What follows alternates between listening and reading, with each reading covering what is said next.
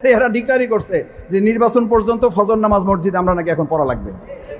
ভাইয়েরা, যে বলে থাকেন আমি আল্লাহর হস্তে বলছি, রাজনীতির জন্য কথা বলছি না, ইমানদারদের জন্য কি নির্বাচন পর্যন্ত নামাজ ফরজ না? নির্বাচনের পর তো নামাজ লাগবে না? ফাওয়াইলুল লিল মুসাল্লিন আল্লাযীনা হুম আন সালাতিহিম সাহুন। ও আল্লাহর জন্য নামাজ পড়তে আসে নাই, ও আসছে লোক দেখানোর জন্য। এই লোক দেখানোর জন্য নামাজি মসজিদ এলাকায় এখন বাড়ছে না কমছে? বাড়তেছে। হাদিস আপনাদের শোনায়, ক্বালা রাসূলুল্লাহ সাল্লাল্লাহু আলাইহি ওয়াসাল্লাম, সতর্কতার জন্য। এটা নেতিবাচক ভাবে নেবেন না, সতর্ক করার জন্য বলেছেন। একটা সময় আসবে, একটা জামানা আসবে, একটা যুগ আসবে, একটা মুহূর্ত আসবে, একটা কাল আসবে। কি কাল আসবে? মাসাজিদুহুম আমিরাতুন ওয়া হিয়া খারাবুম মিনাল হুদা ওয়া লাইসা ফীহিম মুমিন।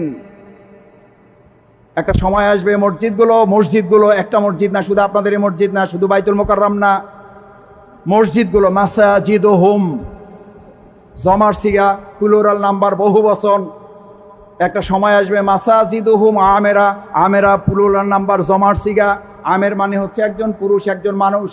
আর রাসূল সাল্লাল্লাহু আলাইহি সাল্লাম বলেন তোমাদের মুসল্লি সমূহ আমেরাতুন, পরিপূর্ণ হয়ে যাবে, ওয়াহিয়া খারাবুম মিনাল হুদা, মুসল্লি পরিপূর্ণ থাকবে, শুধু হেদায়েত শূন্য থাকবে।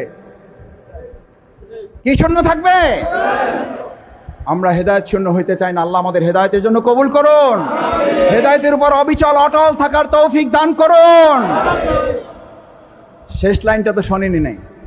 রাসূল করিম সাল্লাল্লাহু আলাইহি সাল্লাম বললেন শুধু হেদায়েত শূন্য মসজিদ হবে তা না, ওখানে মুসল্লি থাকবে, মসজিদ টাইলস হবে, ফ্যান থাকবে, এসি থাকবে, দোতলা, তিনতলা, চারতলা হবে। মসজিদ উপসাইয়া মুসল্লি বইরা যাবে, সবাই দেখে খুব খুশি হবে। আর আমি মুহাম্মাদুর রাসূলুল্লাহ সাল্লাল্লাহু আলাইহি সাল্লাম তোমাদেরকে সতর্ক করতেছি, ওই উপসে পড়া মসজিদে কোনো হেদায়েত থাকবে না। ওখানে ওয়ালাইসা ফীহি মুমিন, সামনের কাতার থেকে শেষ কাতার পর্যন্ত খুঁজে একজন ইমানদার খুঁজে বের করা যাবে না।